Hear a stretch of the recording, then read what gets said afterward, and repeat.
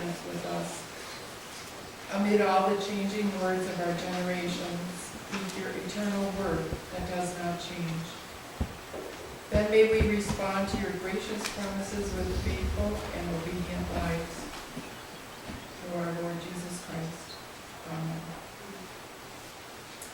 The first reading today is from the Gospel of Matthew, chapter 4, verse 1 through 11. Which It's is a little bit louder for me. Oh, I'm not hearing all right. No, the light is on.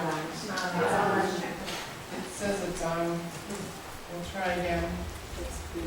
I'll talk loud. Real loud. Okay, Matthew 4, 1 through 11 on page 3 of the New Testament in your pew. I think it'll be on now. Okay, am I blasting you out? No, not All right. Then Jesus was led up by the Spirit into the wilderness to be tempted by the devil. He fasted 40 days and 40 nights, and afterwards he was famished. There we go. The tempter came and said to him, "If you are the Son of God, command these stones to become loaves of bread." But he answered, "It is written, one does not live by bread alone, but by every word that comes from the mouth of God." Then the devil took him to the holy city and placed him on the pinnacle of the temple, saying to him, "If you are the Son of God, throw yourself down, for it is written, He will command His angels concerning you, and on their hands they will bear you up, so that you will not dash your foot against a stone." Jesus said to him again, "It is written, do not put the Lord your God to the test." Again, the devil took him to a very high mountain and showed him all the kingdoms of the world and their splendor. And he said to him, "All these I will give you if you will fall down and worship me." Jesus said to him, "Away with you, Satan, for it is written, worship the Lord your God and serve only Him." Then the devil left him, and suddenly angels came and waited on him.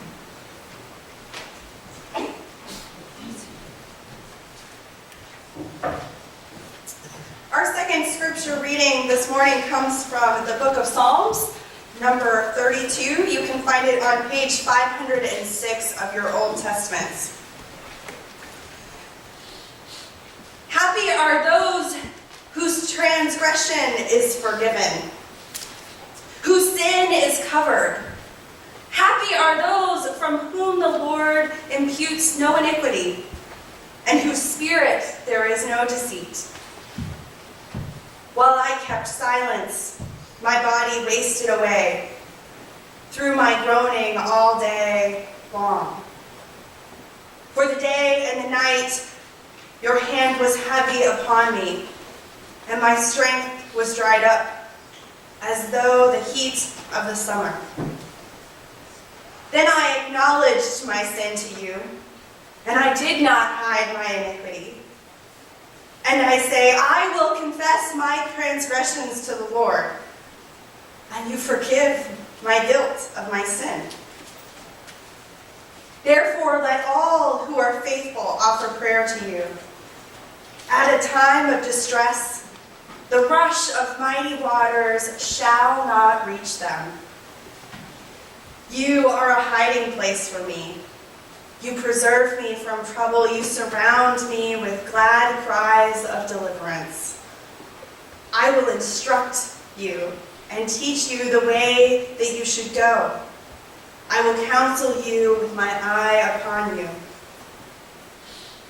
Do not be like a horse or a mule without understanding, whose temper must be curbed with the bit and the bridle, else no one will stay near. Many are the torments of the wicked, but steadfast love surrounds those who trust in the Lord. Be glad in the Lord and rejoice, O righteous, and shout for joy, all you that are upright in heart. This is the word of the Lord. Would you pray with me?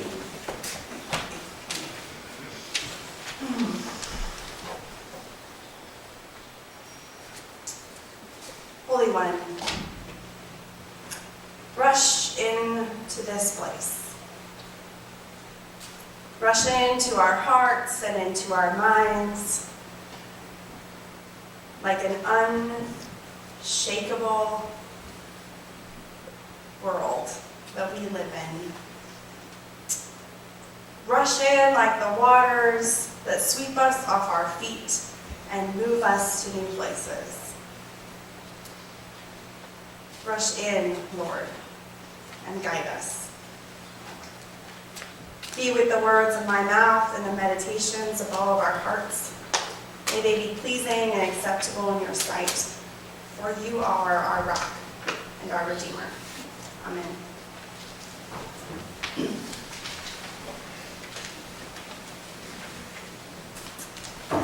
I have a story to tell you. So I don't know if who maybe knows this, but I studied while I was in seminary in Jamaica. I suffered for the Lord. We went and studied the church in Jamaica for a month. We went to all different kinds of worship services, including we went to a Rastafarian, what's the word? Like monastery? But for Rastafarians? Mosque. It's not a mosque. No, because they're semi-Christian, actually. Anyways, so there's a lot of, that's part of what we do while we're there. Study the culture, study the church, what's happening there. It's called alternative context. The class is called that. And so that you learn about a different context than your own and how the church functions in that context. But we had 3 days that we were allowed to enjoy Jamaica like a tourist. Okay? Halfway through. Now we also got to enjoy Jamaica like a tourist as a group of seminarians. So take that for what you will. Okay? But there's this one place in Jamaica, it's called Ocho Rios. 8 rivers. I'm seeing nodding. Anybody been there? A couple of you? Okay, so you know exactly what I'm talking about. Ocho Rios is one of the coolest places on earth. 8 rivers come together in one spot, and as you it gets wider and wider as it goes into the ocean. And there's a series of 3 or 4 waterfalls that make the process of the rivers coming together. Now it's kind of a thing to go and climb these waterfalls. Okay, anybody done it that went? Yes. Almost everybody who goes does this. There's 2 ways to go when you go.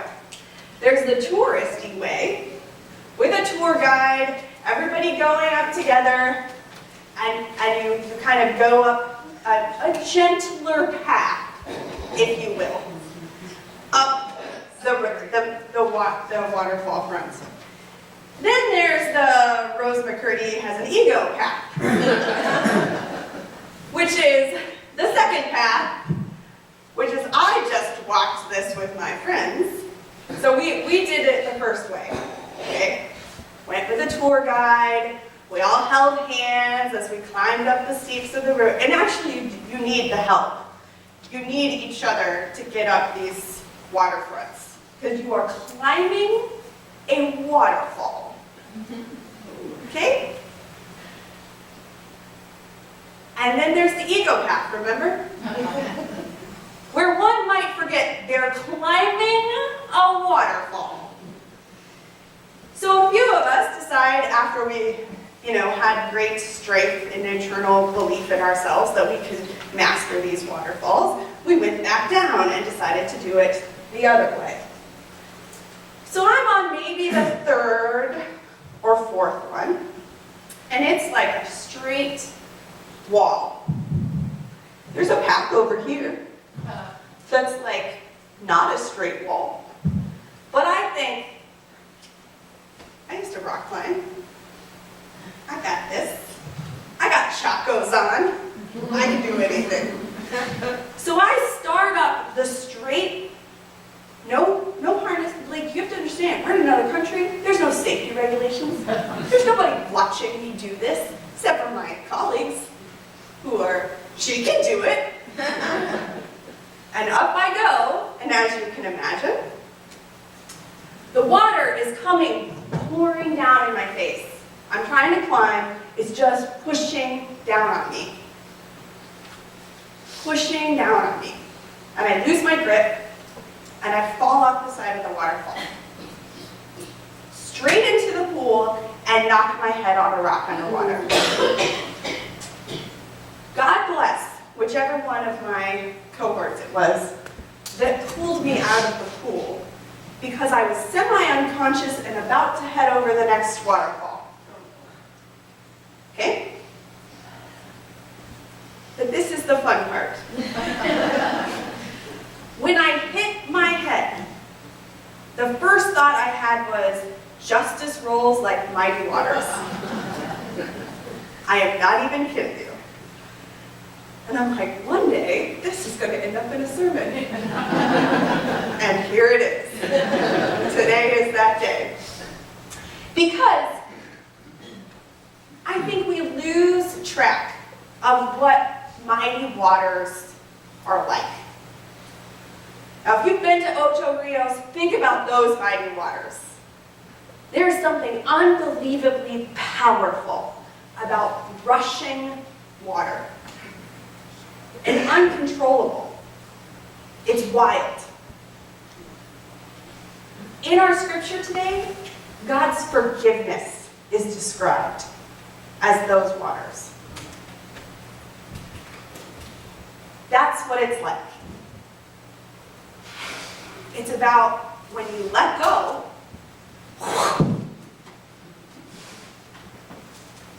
that's the way forgiveness is described. How beautiful is that? Now, many of our scriptures this morning, the one we read and the other two that my spouse is reading at his church this morning, which makes him no help for my sermon, they're all about sin this morning.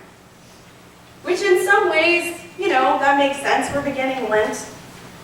But I think we take our attachment to sin too far in this season, almost. Because it's not about the sins that you've committed. It's about the ability to let go of those sins and rely on God. This season of Lent is about letting the wild, free, rushing beauty of God sweep you into a whole new place. Now, I think there are two ways to do it. There's the path that you can take with your colleagues or your friends in church, holding each other's hand, walking up the waterfalls. Occasionally somebody slips, but we grab you. That's church. That's the way we can do this. Or, there's the Rose McCurdy path, which you can fight and fight and fight, and when you finally let go, you really lose your footing.